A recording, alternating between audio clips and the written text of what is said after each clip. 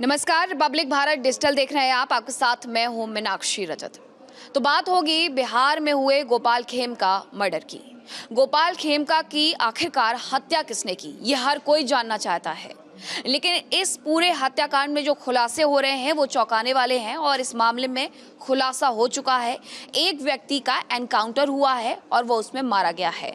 ये पूरा घटनाक्रम क्या है वो आप समझे, लेकिन उसके पहले 5 जुलाई की वो तस्वीरें जरा मैं आपको दिखा देती हूँ कि आखिरकार हुआ क्या था। पटना के बड़े व्यवसायी थे गोपाल खेमका। अपने अपार्टमेंट के बाहर जैसे ही पहुंचते हैं, गेट खुलने का इंतजार कर रहे होते हैं, तभी एक व्यक्ति आता है जिसने सर पर हेलमेट पहना हुआ था ताकि अपनी पहचान को छिपा सके। तुरंत वो गाड़ी के पास पहुंचता है। उसे ये जानकारी थी कि गोपाल खेमका किस तरफ और कहां पर बैठे हुए हैं और तुरंत सटा करके गोली मार देता है। गोपाल खेमका के परिजन उन्हें लेकर के हॉस्पिटल पहुंचते हैं, लेकिन डॉक्टर्स के द्वारा गोपाल खेमका को मृत घोषित कर दिया जाता है। और ये कोई पहली बार नहीं था जब गोपाल खेमका के परिवार पर इस तरीके से अटैक किया गया था, गोपाल खेमका पर अटैक किया गया था।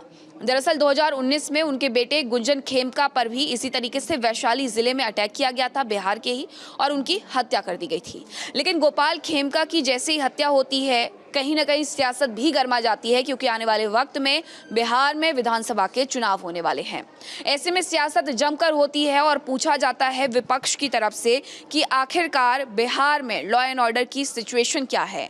कई लोग ये कहते हैं कि बिहार में जंगल राज एक बार फिर से वापस लौट रहा है।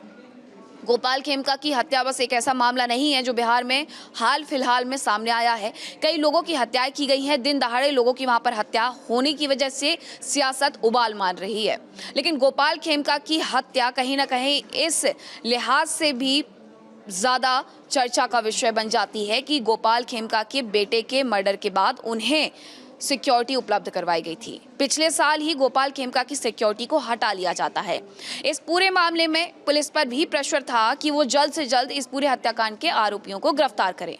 पुलिस की तरफ से एसटीएफ और एसआईटी ने जांच शुरू की और जैसे ही पुलिस को इस बारे में जानकारी मिलती है कि एक व्यक्ति जिसने इस पूरे हत्याकांड में हथियार उपलब्ध किलर्स को करवाए थे, तो ईंट भट्टे वाली उस जगह पर पुलिस पहुंचती है जहां पर यह जानकारी मिलती है कि विकास उर्फ राजा छिपा हुआ है। इस व्यक्ति पर यह आरोप था कि इसी ने हत्या में उपलब्ध करवाए थे वो हथियार, जिसकी वजह से गोपाल खेमका को निशाना बनाया गया था।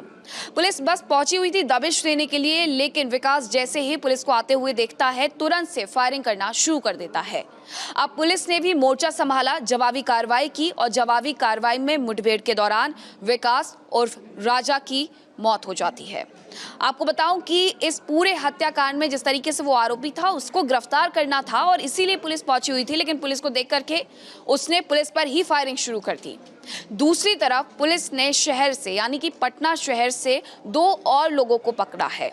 इसमें एक व्यक्ति का नाम उमेश बताया जा रहा है, दूसरा व्यक्ति शूटर बताया जा रहा है, सुपारी किलर बताया जा रहा है।